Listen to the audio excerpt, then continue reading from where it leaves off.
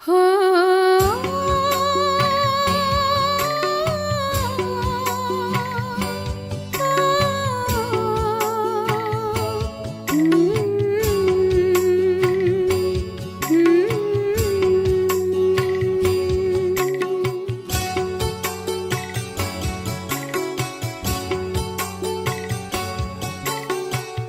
चले वतन की ओर डाल के प्रेम की डोर।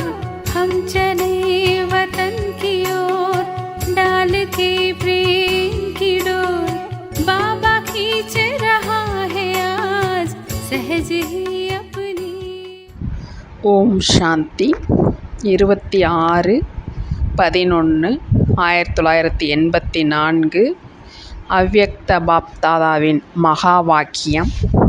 தலைப்பு: உண்மையான சகயோகிதான் உண்மையான யோகி. இன்று குழந்தைகளை சந்திக்கும் அன்பை பார்த்து கொண்டிருக்கிறோம். ஒரு பலம், ஒரே ஒருவர் மீதான நம்பிக்கை என்ற இதே குடை நிழலின் கீழ் சந்திப்பதற்கான ஊக்கம், உற்சாகத்தை, சிறிதளவு குழப்பம் கூட ஆசீர்வாதத்தை அசைக்க முடியவில்லை. தடை, களைப்பு அனைத்தும் மாறி அன்பின் சகஜமான பாதை என்று அனுபவம் செய்து வந்து சேர்ந்துவிட்டீர்கள். இதைதான் தைரியமுள்ள குழந்தைகளுக்கு தந்தையின் உதவி இருக்கிறது என்று கூறுவது. எங்கு தைரியம் இருக்கிறதோ அங்கு உற்சாகமும் இருக்கும். தைரியம் இல்லை என்றால் உற்சாகமும் இருப்பதில்லை. அந்த மாதிரி எப்பொழுதும் தைரியம், உற்சாகத்தில் இருக்கும் குழந்தைகள் ஒரே சீரான நிலை மூலமாக நம்பர் 1ஐ பெற்றுவிடுகிறார்கள். எப்படிப்பட்ட கடுமையான சூழ்நிலையாக இருந்தாலும் தைரியம் மற்றும் உற்சாகத்தின் இறக்கைகள் மூலமாக ஒரு நொடியில் பறக்கும் கலையின் உயர்ந்த நிலை மூலம் ஒவ்வொரு பெரிய மற்றும் கடுமையான சூழ்நிலையையும் சிறியதாக மற்றும் சகஜமாக அனுபவம் ஆகும். ஏனென்றால் பறக்கும் கலையின் எதிரில் அனைத்தும் சின்னஞ்சிறு விளையாட்டு பொம்மைகள் என்று அனுபவமாகும். எவ்வளவுதான் பயங்கரமான விஷயமாக இருந்தாலும் பயங்கரமானதற்கு பதிலாக இயல்பானதாக அனுபவமாகும். வேதனை அளிக்கும் விஷயங்கள் திடத்தன்மையை கொடுப்பவை என்று அனுபவமாகும். எவ்வளவுதான் துக்கம் நிறைந்த காட்சிகள் வந்தாலும் குஷியின் முரசு துக்கத்தின் காட்சிகளின் பிரபாவத்தை ஏற்படுத்தாது. மேலும் இன்னும் அமைதி மற்றும் சக்தி மூலம் மற்றவர்களின் துக்கம் வேதனையின் அக்னியை குளுமையான நீருக்கு சமமாக அனைவருக்கும் சகயோகியாக ஆவார்கள். அந்த மாதிரியான நேரத்தில் துடித்து கொண்டிருக்கும் ஆத்மாக்களுக்கு சகயோகத்தின் அவசியம் இருக்கும். இதே சகயோகம் மூலமாகத்தான் சிரேஷ்ட யோகாவை அனுபவம் செய்வார்கள். அனைவருக்கும் உங்களுடைய இந்த உண்மையான சகயோகத்தை தான் உண்மையான யோகி என்று ஏற்றுக்கொள்வார்கள்.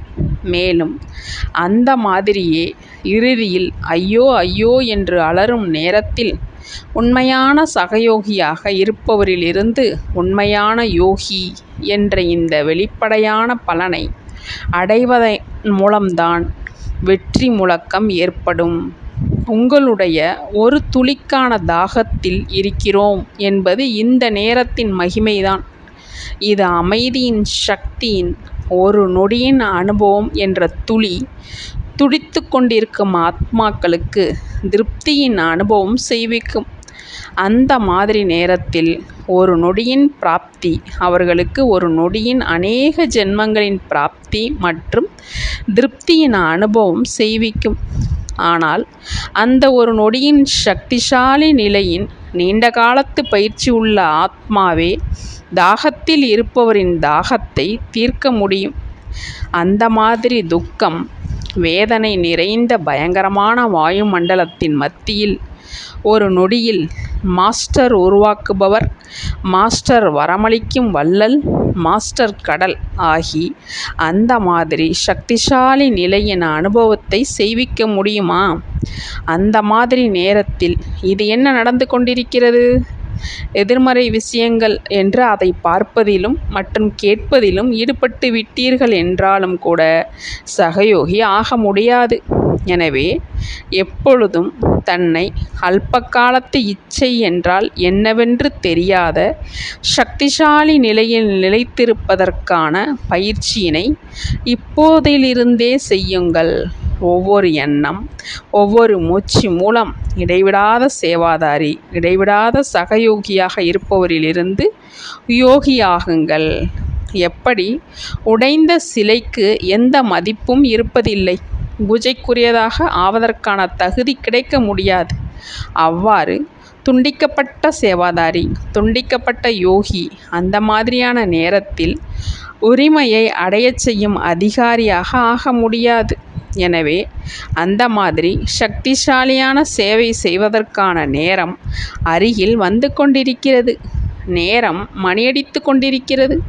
எப்படி பக்தர்கள் தன்னுடைய இஷ்ட தேவதை மற்றும் தேவிகளை மணியடித்து எழுப்புகிறார்கள், தூங்க வைக்கிறார்கள் மற்றும் பிரசாதம் படைக்கிறார்கள், அதுபோன்றே இப்பொழுது நேரம் மணியடித்து இஷ்ட தேவதை மற்றும் தேவிகளை உஷார்படுத்துகிறது. விழித்தெழுந்தவர்களாக ஆகியிருக்கிறீர்கள். ஆனால் தூய்மையான இல்லறத்தில் அதிகம் பிஸியாகிவிட்டீர்கள்.